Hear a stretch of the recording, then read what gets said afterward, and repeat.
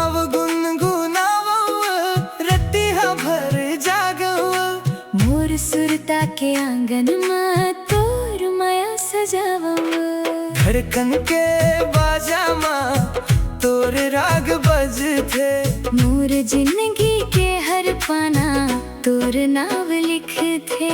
माया के पगडंडी माँ संग संग चलत हाँ। गोठ बात के मीठा समा अपन सपना बुनत हाँ। तोर हंसी के गूंज ले आंगन महक जाथे।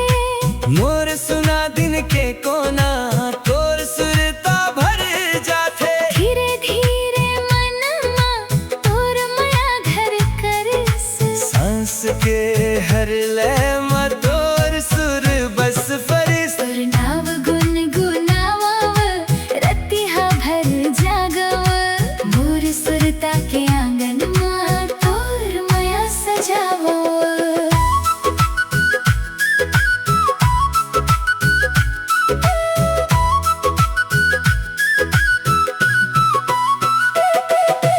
बरखा के